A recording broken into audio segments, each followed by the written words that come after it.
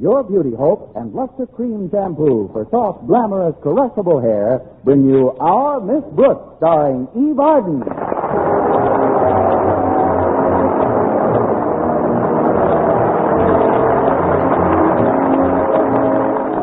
Our Miss Brooks manages to keep pretty busy teaching English at Madison High School. But in spite of her preoccupation with her own subject, she's managed to find quite a bit of time lately to pursue the study of biology. One thing is certain. I've spent more time pursuing the study of biology than the biology teacher has spent pursuing me. It isn't that Mr. Boynton doesn't believe in romance. After all, if it weren't for him, Alice and Vincent, Mabel and Ted, and Bernice and Henry would never have gotten together. And everybody knows they're six of the happiest rabbits in town. Anyway, I was pretty surprised last week when my landlady, Mrs. Davis, told me that Mr. Boynton had borrowed my copy of Rossand's Cyrano de Bergerac from our library. We were discussing it last Thursday morning while Mrs. Davis was getting breakfast ready. I can't understand it, Connie. Cyrano is a very romantic play. Does Mr. Boynton read that kind of literature? I doubt it very much, although he surprised me once before this when I saw a book on his desk called Come Fly With Me. That sounds like a very racy novel. That's what I thought till I saw the rest of the title. That read, The Life and Times of an African Tsetse Fly.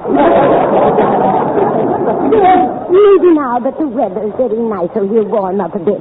Remember the old saying, in the spring, a young man's fancy. Not Mr. Boynton. He's no fancier in the spring than he is in the winter. Oh, that must be Walter Denton. I asked him to pick me up this morning. Connie! Oh, come in, Walter. Thanks, Miss Brooks. Come on into the dinette. I was about to have some breakfast. Will you join me? No, thanks, Miss Brooks. I couldn't eat a thing. Not the way I feel. What's the matter, Walter? Are you ill? Well, not physically. Mentally? No, not mentally either. I guess it's what you'd call spiritual mal de mer. You know what they say? When love enters the heart, appetite flees the stomach. Who says that? I don't know. I guess it's anonymous. It deserves to be. Hello, Walter. Oh, how are you, Mrs. Davis? Fine, thanks. I'll set a place for you right here. Just sit down and we'll have a nice breakfast in a jiffy. Walter doesn't want anything to eat, Mrs. Davis. He's got spiritual mal de mer. Oh, that's too bad. But how about you, Connie? I've got a big bowl of wheat cake batter humming in the mix master. Or would you rather have a fried egg? I'll just have some fruit juice and coffee, Mrs. Davis. If I don't watch my figure now, Mr. Boynton never will. I'll have my eggs scrambled, Mrs. Davis. And just so you shouldn't waste the batter, you can give me a stack of wheats on the side. With maybe a couple of strips of bacon. Let's see now. What was I talking about again? About love killing your appetite. Oh, yeah. I'm really worried, Miss Brooks. It's about Harriet Conklin. She's been very cool to me lately. Why? Have you been eating at her home, too? No, it isn't that. It's this poetry she's been getting lately. Poetry? From whom? That's just the trouble. I don't know who from. You don't know from whom? I don't know from nothing.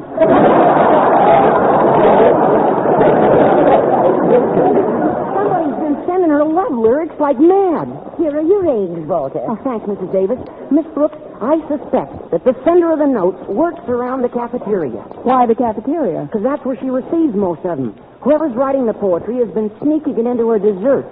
How did you find that out? Well, I've been suspicious for over a week. So yesterday, while Harriet wasn't looking, I switched desserts with her. And sure enough, tucked right in the middle of my chocolate eclair, Omar Khayyam. At least I think it was Omar Khayyam. You mean you're not sure? Well, it was pretty gooey. That's Omar Khayyam, all right. Here are the wheat cakes, Walter. Oh, thanks, Mrs. Davis. Now, this thing has got me all at sea, Miss Brooks. I can't sleep at night. I can't study right. I can't eat. I know. Here's the syrup, Walter. Thanks. Some more butter, too, please? Oh, sorry. Here you are. Listen, Walter, Harriet's just like any other adolescent. She's intrigued with the idea of having a secret admirer. Receiving anonymous poetry is a very romantic thing for a young girl. Can you remember receiving any poetry, Miss Brooks? Back when you were young, I mean? Just one, Walter. Henry Wadsworth Longfellow sent me the original copy of Evangeline. Now you're kidding me, Miss Brooks. You must have been a baby when Longfellow was alive. I was big for my age. Look, Walter, there's only one thing to do. Beat this unknown rival of yours at his own game. You mean I should send her some anonymous poems and then after a while tell her it's been me all along? Exactly. Now, doesn't that make you feel better? It sure does. Oh, Mrs. Davis. Yes, Walter. On second thought, I think I will have some breakfast. What have you got in the house? Just our cat, Minerva. You've eaten everything else.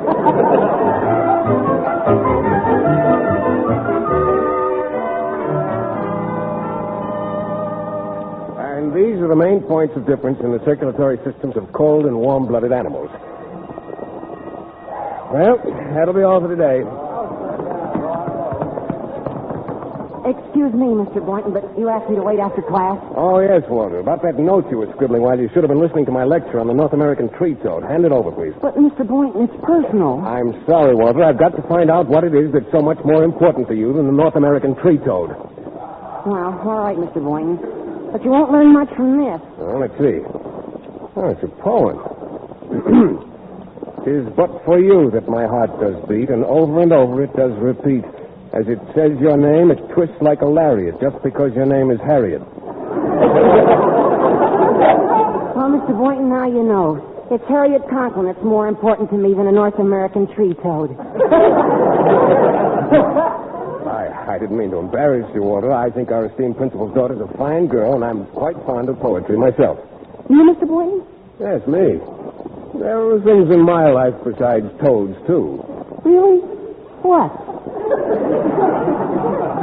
Well, one of my favorite bits of verse is quite similar to the one you've written. It goes, "Your name hangs in my heart like a bell's tongue, and evermore with love I tremble. And the bell swings, and then your name rings out, and everything you do lives in my heart." Well, Walter, what do you think of it? It's pretty mushy, if you ask me.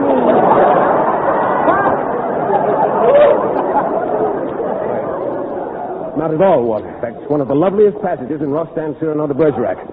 You'd be surprised how efficacious those lines can be. I sure would. Here, I'll write it down for you. Now, I'm sure this will help you a great deal in your pursuit of the fair Harriet. You certainly have a beautiful handwriting, Mr. Boynton. Gosh, Harriet practically swoons every time you write the questions on the blackboard. Oh, that's very flattering, Walter. There you are. I sure appreciate this, Mr. Boynton. Gosh, after all the trouble you've gone through already, I hate to ask you, but... Well, if this works, will you be my best man?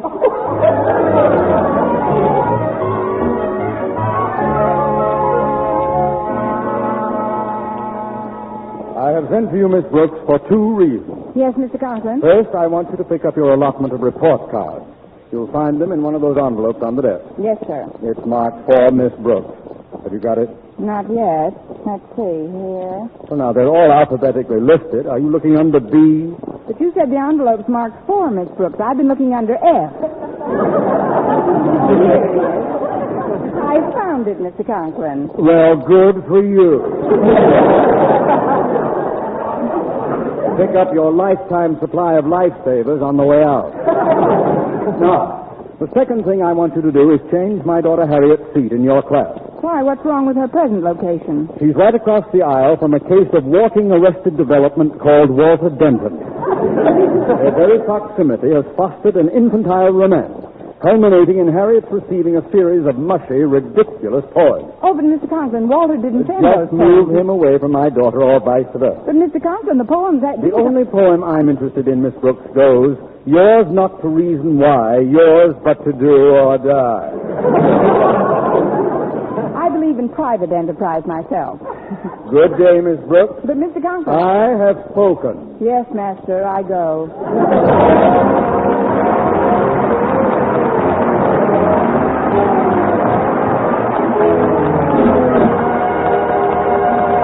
Our Miss Brooks, starring Eve Arden, will continue in just a moment. But first, here is Vern Smith. Regardless of age, skin type, or previous beauty care, doctors prove you, too, may win a lovelier complexion with Palmolive soap. But to win this lovelier complexion, you must stop improper cleansing. Instead, use Palmolive the way doctors advise. 36 doctors, leading skin specialists, advised using Palmolive soap this way for 1,285 women with all types of skin. Young, old, dry, oily, normal. And using Palmolive soap alone, 2 out of 3 won lovelier complexions. Oily skin looked less oily. Dull, drab skin wonderfully brighter. Coarse-looking skin appeared finer. Here's what the doctors advise. Wash your face with Palmolive soap 3 times a day. Massage with Palmolive's wonderful beauty lather for 60 seconds each time to get Palmolive's full beautifying effect. Then rinse. Look for improvement within 14 days, for doctors prove this way, using Palmolive alone, really works. So get Palmolive soap and start today to win a lovelier complexion. And ladies, enter the $100,000 49 Gold Rush contest. The makers of Palmolive soap offer $49,000 first prize and over 4,900 other prizes. Get entry blanks and complete rules from your dealer now. You may win a fortune in cash.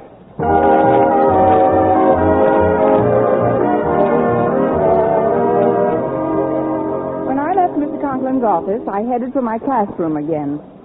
Hello, Miss Brooks. Oh, hello, Harriet. Guess what? I just found another poem smuggled into my history book. And this one is the loveliest one of all, and the most important, too. Because I know who sent it. I know at last who my secret admirer has been. Look, Harriet. How do you know? By his handwriting. Every time I've seen it on the blackboard, I've practically swooned.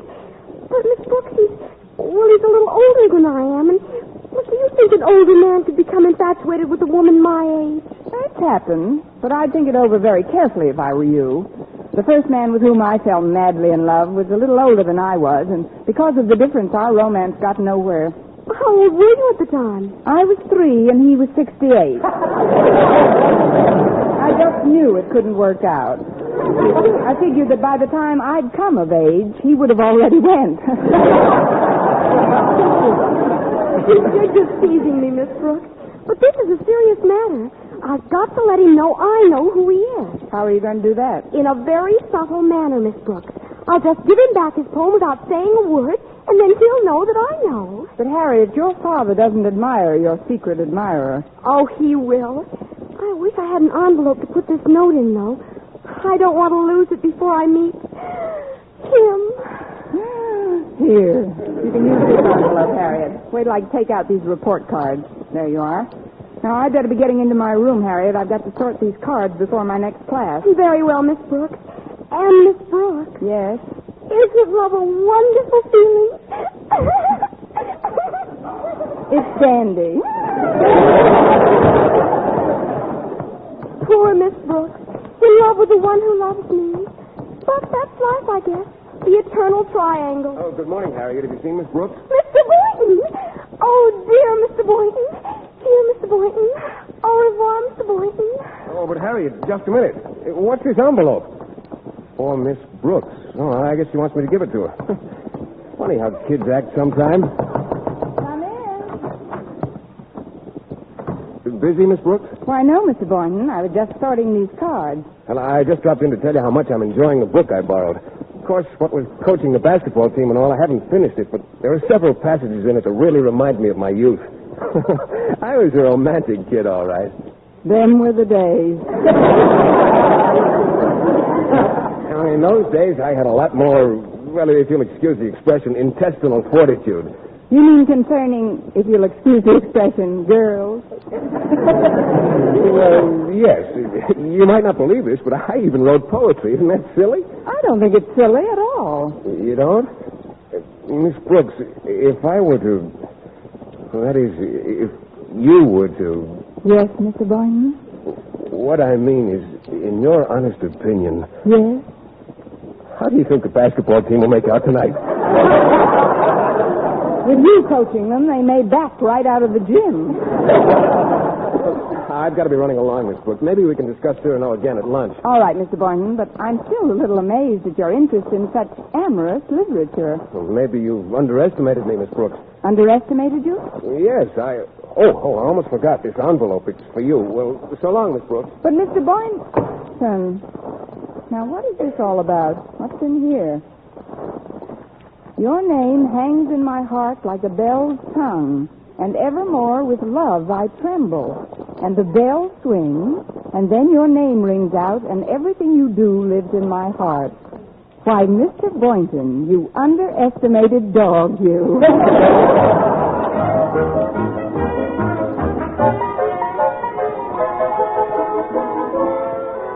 Well, lunch period finally arrived, and I hurried into the cafeteria just as Mr. Boynton got there. This, of course, was pure coincidence. The same pure coincidence which has occurred every day for the past 2 years. The students' threat to boycott this cafeteria last week seems to have done some good, doesn't it, Mr. Boynton? Oh, yes, indeed. They've even put flower pots around on the windowsills. Have you noticed them? Those? I thought those were jars of Jell-O. Yeah, I'm crazy about flowers, Miss Brooks. I just ordered some for my biology lab, and they certainly do a lot to relieve the drabness of a schoolroom. So do you. I mean,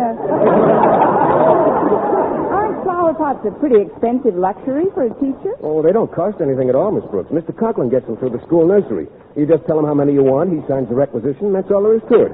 Well, you ought to get a dozen or so for your room. My room? But it's so crowded. Where would I put them? On the windowsills. Oh, that's right. The pupils who sit there could hold them on their lap. Well, I suggest you request the small-sized pots, Miss Brooks. You'll be surprised how a few flowers will brighten things up. Frankly, when I was in your room this morning, it seemed rather cold. Cold? For a biologist, you're a pretty bad judge of temperature. But if it's flower pots you want, it's flower pots you'll get. Now, if you'll excuse me, I'd like to get back to my room before my next class and make out the requisition. Certainly, Miss Brooks. But before I go, Mr. Boynton, this interest you have in flowers, does it extend to bees? Yes, bees fascinate me. Oh, then you know about the bees and the flowers. Of course, that's the first thing a biologist has to learn. But that was quite a while ago, wasn't it? Yes, it was. Mr. Boynton? Yes? Don't you think you could use a refresher course?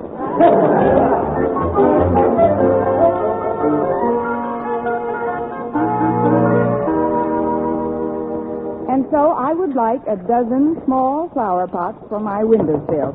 Come in. It's me, Stretch Snodgrass. You gotta help me, Miss Brooks. I got a problem. A problem, Stretch? Yeah, it's about Harriet Conklin. No names, please. What's your problem, Stretch? As you know, Walter Denton is my best friend, and I know he's gone on Harriet Conklin, but I'm gone on her, too. I realized as soon as I seen her that she was a real gone gal, Miss Brooks, and even though she's my best friend's girl, I can't help it. I'm gone on her. Thank you, Nellie Lutcher. Even Mr. Boynton has noticed how it's affected me. He coaches me in basketball, you know, and he said if I don't snap out of it, I won't get to play in the playoffs. Well, why don't you tell Harriet how you feel about her? I'm sure Mr. Conklin would welcome the change. I don't want to go with Mr. Conklin. Besides, I can't talk at all hardly when I'm near Harriet. I get so scared, I can't open my mouth. Sounds like Mr. Boynton coaches you in something besides basketball. You don't understand, Miss Brooks. I wouldn't want Harriet to find out how I feel. I just want to worship her from afar. Believe me, Stretch, and I speak from experience, it's no fun from that distance. You see, Miss Brooks, for quite a while now, I've been smuggling little notes to her every day without signing them. So you're the one. What one? The one who's been slipping Omar Khayyam into Harriet Declares. That's right. But I lost the book somewhere, so I had to make up today's poem myself. That's why I came to you, Miss Brooks. I want you to hear it and tell me if it's okay. All right, Stretch, go ahead. To Harriet. Oh, I love the dear silver that ain't in your hair. And the brow that ain't furrowed or wrinkled with care. I kiss the dear fingers not toil-worn for me. Oh, I love you, dear Harriet. Well, what's the next line? I couldn't think of another original one, so I just put down Mother McCree.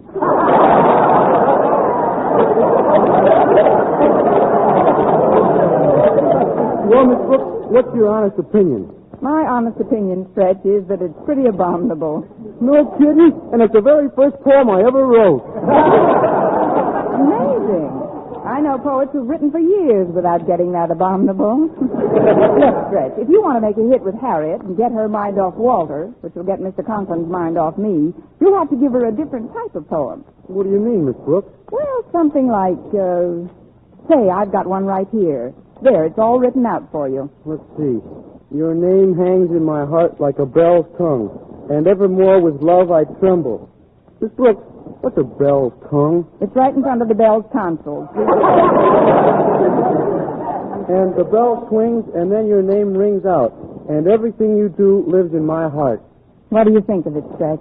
What I like about it, it's just the right size to fit into a Napoleon. I'll go right to the cafeteria now. Oh, wait a minute, Stretch. I'd like you to do something for me first, if you don't mind. Sure, Miss Brooks. What is it? Just take this requisition to Mr. Conklin's office, will you? Sure, right away. No detours now. I want those flower pots as soon as possible. Okay, and thanks for the poem, Miss Brooks.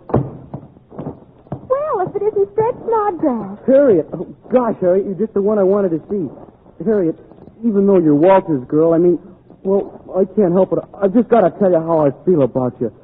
Harriet, I think you're abominable. I felt it right from the start. There's something I want you to have, Harriet. Here, take it. Hey, wait a second, Harriet. I'll walk you down to the... Oh, hiya, Stretch. Hello, Walter. I can't talk to you now. I got to hurry and deliver a message to Mr. Conklin. So long, Harriet. Goodbye, everybody. What's the matter with him? Oh, I don't know. He seems awfully mixed up. He told me I was abominable, and then he gave me this note. The note? Well, what does it say? I don't quite understand it. It says, I would like a dozen small flower pots for my windowsill.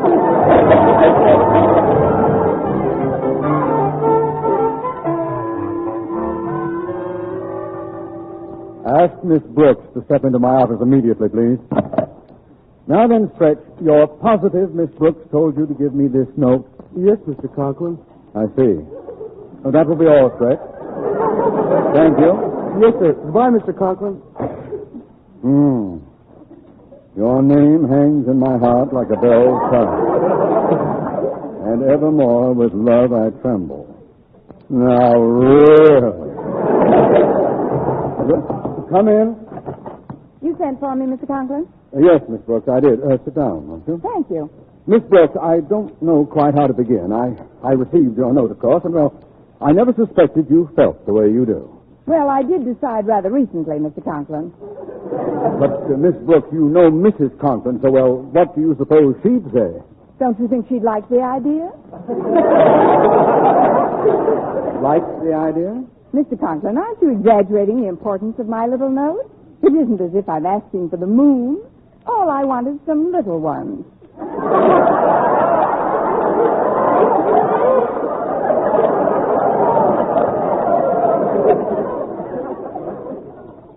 Little ones? Yes. I've got as much right to them as anybody else, haven't I? But, Miss Brooks... If a dozen is too many, I'll settle for 6. And if you don't mind, I'd like to have them by the end of the day.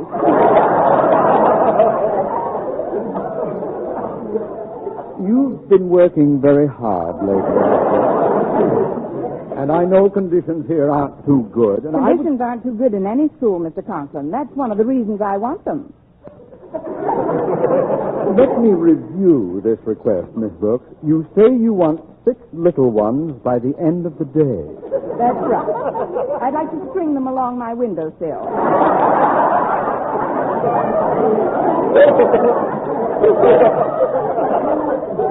String them along your windowsill? Well, that's better than letting them lie around the nursery, isn't it?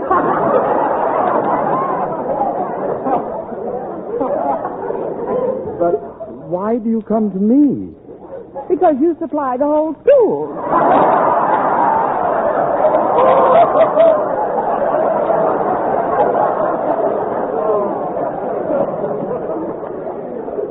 Miss Brooks, what are you talking about? Flower pots. I want you to sign the requisition for me.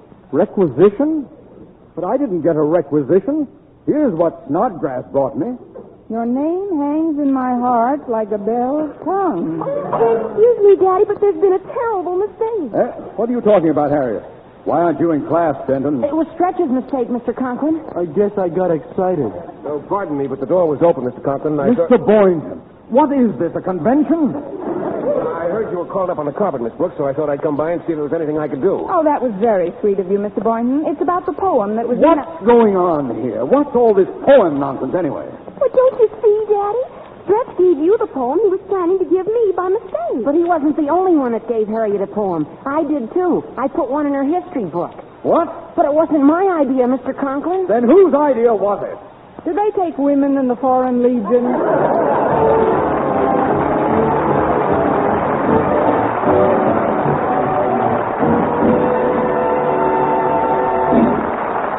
Eve Arden as our Miss Brooks returns in just a moment. But first, dream girl, beautiful Luster Cream girl. Tonight, show him how much lovelier your hair can look after a Luster Cream shampoo. Only Luster Cream brings you Kay Daumit's magic formula blend of secret ingredients plus gentle lanolin. Gives loveliness lather even in hardest water. Glamorizes your hair as you wash it. Luster Cream, not a soap, not a liquid, but a dainty cream shampoo. Leaves hair fragrantly clean, free of loose dandruff, glistening with sheen, soft, manageable. Gives new beauty to all hairdos or permanent. 4-ounce jar, $1. Smaller sizes, either tubes or jars.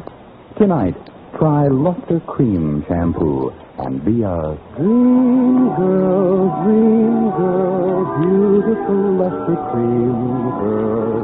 You owe your crowning glory to a Luster Cream shampoo. And now, once again, here is our Miss Brooks. Well, Harriet was so impressed by Walter's efforts to woo her away from her secret admirer that she forgot about Mr. Boynton and Stretch before you could say, your name hangs in my heart like a tongue in Barney's delicatessen. As for Stretch, he, of course, was heartbroken, but out of his soul-shaking anguish came another great original composition, which he cleverly entitled Melancholy Baby. I had a date with Mr. Boynton that night, and while I was waiting for him to pick me up, Mrs. Davis and I were chatting in the living room. Well, Connie, do you think that his reading Cyrano will change Mr. Boynton's bashful attitude any? I hope so, Mrs. Davis. He certainly has been backward when it comes... I'll get it.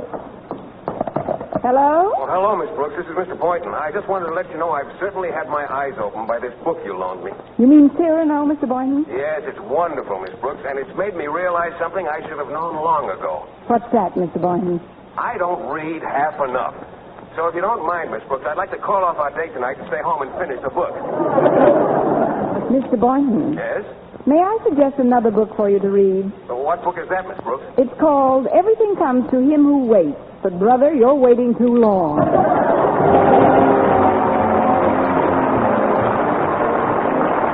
Next week, tune into another Our Miss Brooks show brought to you by Palmolive Soap, Your Beauty Hope, and Luster Cream Shampoo for soft, glamorous, caressable hair. Our Miss Brooks, starring Eve Arden, is produced by Larry Burns, written and directed by Al Lewis, with music by Wilbur Hatch.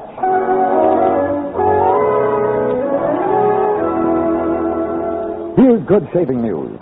3 men out of every 4 can get more comfortable, actually smoother shaves with Palmolive brushless shaving cream. This is not just a claim. Here's the proof. 1,297 men tried the Palmolive brushless way to shave described on the tube. And no matter how they shaved before, 3 men out of every 4 got more comfortable, actually smoother shaves. Try Palmolive brushless yourself. See if you don't get more comfortable, actually smoother shaves the proved Palmolive brushless way. For mystery liberally sprinkled with laughs, listen to Mr. and Mrs. North, the exciting fun-packed adventures of an amateur detective and his beautiful wife. Tune in Tuesday evenings over most of these same stations. And be with us again next week at the same time for another comedy episode of Our Miss Brooks. Bob Lamont speaking. Stay tuned now for Life with Luigi, which follows immediately over most of these same stations. This is CBS, the Columbia Broadcasting